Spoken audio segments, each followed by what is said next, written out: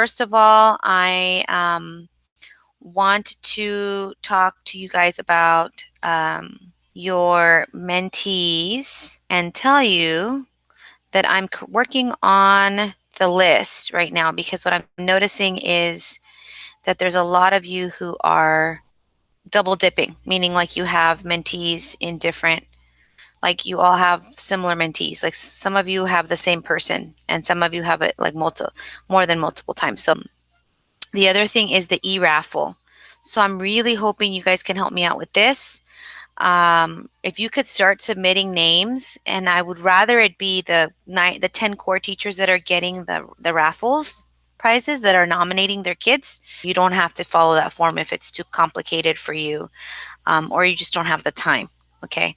The point is, I want you guys to submit names as much as you can. Some of you don't have a mentee attached to you yet, so I'm working on that. Just because I want somebody that can go to your class. They have their schedule, but they can go to your class occasionally, or maybe even if they need to, I can move some of their classes around so they're with you one period of the day so you can work with them.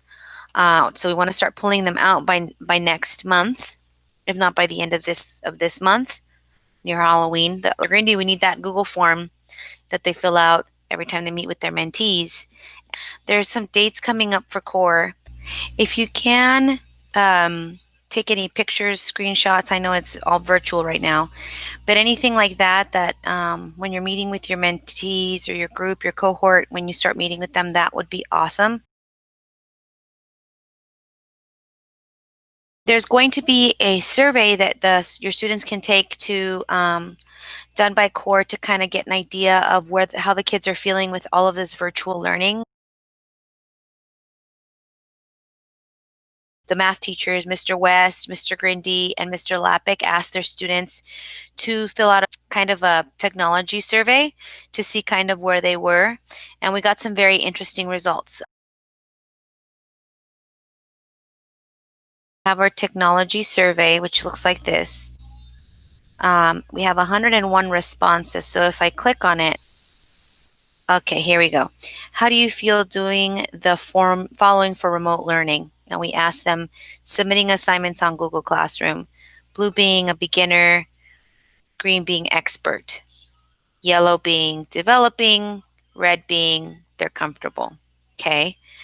How do you feel submitting assignments on Canvas? So, they're a little less comfortable submitting assignments on Canvas. Okay. See, a lot less of them feel like they're experts. Some of them are saying they're not used in class because I think with Flex, a lot of them are using Classroom, so they don't have to do it, right? Finding assignments on Canvas, this is what they said. Okay, so a lot of them feel more like beginners than finding assignments on Google Classroom. So for our ninth graders, they're finding it a lot easier to use Google Classroom than Canvas. Look at this. How many of them feel like they're experts compared to experts in Canvas? Right? So I think that's interesting. And then, or not used in class, right? Joining and participating in Zoom calls. This is how many of them feel expert, beginners versus meet, right? 11 beginners versus 7 beginners for Zoom. And then 35 feel like experts and 36. So the Zoom and Meet doesn't seem to matter. I think the big thing is Canvas versus Google Classroom. They feel more comfortable with it. Okay, so now we know that.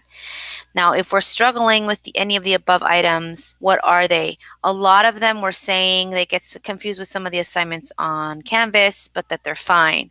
Okay, so I've been looking at some of these kids, cross-referencing them with their ID numbers and pulling up their grades, and their grades are not matching with this. They're trying to tell us that they're good. So then that's telling us it's technology I don't think is as big of a component as we thought it was going to be, which means we now have to revisit this and think about what else potentially could be the issue.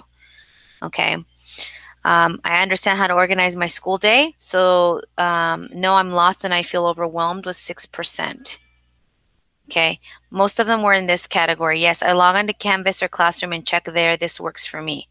But is it really working for them if we have such a large number percent of Fs? There's a lot of kids with Fs. Okay. Now, when they asked how they asked their teacher for help, when we asked them that, most of them say in the chat box or in Zoom or Meet. Now, I'm going to throw it back on you guys. And this is you guys in a meeting where we actually are in person. But I think if I asked you guys how many of you would say this is true, 101 kids, how many of them actually are asking questions during class time? I think I would know the answer, right? Which is not very many. Via email, they're saying about a high percent, 76% say they communicate via email. Once everyone is gone is 26%. During class is 40%. I'm sorry, 40 students, 39%, almost 40%. With a tutor or mentor, 10%. They don't feel comfortable is at 20%. Through Canvas or Classroom, 26.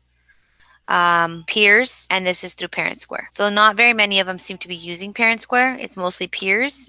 I would say they're saying they're asking their peers, but I think the big one is they're saying they're emailing or in the chat box. Next thing for us is then to see how many of them actually understand that the grades are permanent versus how it was in the spring, and how many of them it's a lack of motivation. So thank you guys. I hope that was informative. If you have any questions, please